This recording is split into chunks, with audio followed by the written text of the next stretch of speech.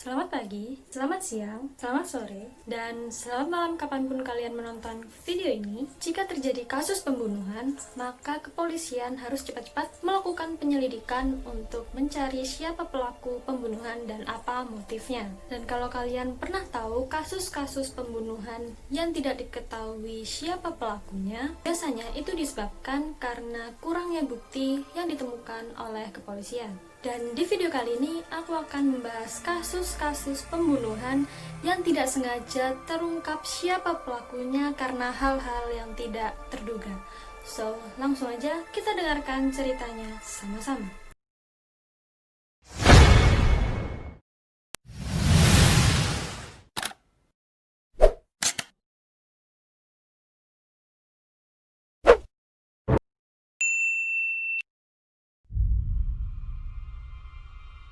Di kasus yang pertama, ada seorang lelaki yang bernama Gary Raup. Gary Raup merupakan tersangka pembunuhan yang terjadi di tahun 1976. Dan meskipun kepolisian berhasil mengidentifikasi bahwa Gary adalah seorang tersangka, tapi saat itu Gary berhasil kabur dan menghilang tanpa jejak. Singkatnya, di tahun 2010 ada seorang tunawisma yang terlibat dalam perkelahian dengan senjata tajam. Karena perkelahian itu tidak menimbulkan korban jiwa, maka polisi hanya menyita senjata tajam yang digunakan oleh tunawisma tersebut. Setelah dilakukan tes DNA pada senjata tajam tersebut, betapa terkejutnya kepolisian bahwa DNA yang ditemukan adalah DNA dari Gary Raup.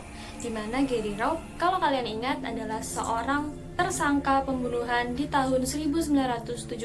Setelah melakukan penyelidikan lebih dalam, akhirnya polisi menemukan lokasi keberadaan Gary Raup. Kepolisian pun langsung menyusun langkah untuk melakukan penangkapan terhadap Gary Raup. Dan salah satu polisi itu menyamar sebagai sales dari permen karet. Dan usaha dari kepolisian ini tidak sia-sia, di mana seorang tunawisma yang diduga sebagai Gary Raup itu mau mengunyah permen karet yang ditawarkan oleh polisi yang menyamar sebagai sales dari permen karet. Dan setelah diperiksa, dari hasil kunyahan permen karet tersebut dapat dibuktikan bahwa tunawisma itu benar-benar seorang Gary Raup. Akhirnya dari situ Gary Raup pun ditangkap oleh kepolisian setempat.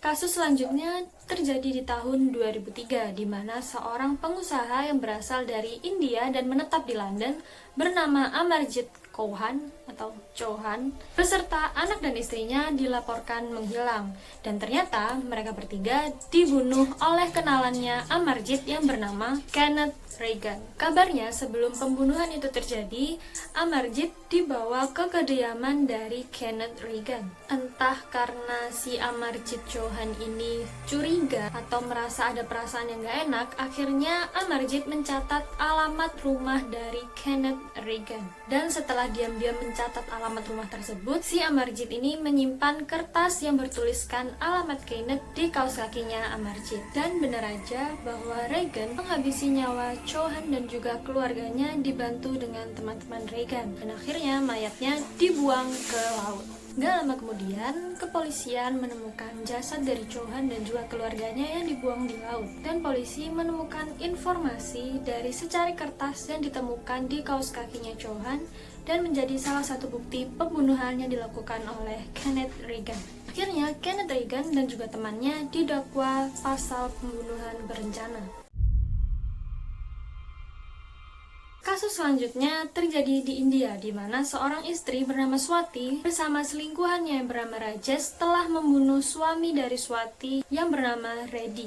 Jasad dari Reddy, suami dari Swati, sengaja dibuang sejauh 70 km dari rumahnya untuk menghilangkan jejak pembunuhan. Setelah itu, wajah dari Rajesh, yaitu selingkuhannya Swati ini, sengaja diberi bensin dan sedikit dibakar, dan hal ini digunakan Rajesh untuk menyamar sebagai Reddy. Di sini Swati bercerita ke keluarganya dan keluarga Reddy bahwa Reddy mengalami luka bakar di wajahnya akibat serangan dari orang yang tidak dikenal. Dan awalnya keluarga mereka ini percaya dengan Rajesh yang menyamar sebagai Reddy. Tapi tingkat kepercayaan keluarga mereka itu menjadi hilang ketika keluarga Reddy mengunjungi Reddy di rumah sakit dan menawarkan suatu masakan yang merupakan olahan dari kambing. Dan ternyata Rajesh yang menyamar sebagai Reddy ini mengaku sebagai vegetarian dan tidak menyukai olahan-olahan kambing. Dan yang pasti mendengar hal itu, keluarga Reddy pun merasa curiga dengan Reddy yang mereka lihat. Karena Reddy yang asli itu bukanlah seorang vegetarian dan sangat menyukai olahan kambing. Tak butuh waktu lama, kasus pembunuhan itu pun terungkap dan para pelaku yaitu Swati dan juga Rajesh dikenai pasal pembunuhan berencana dengan hukuman maksimal.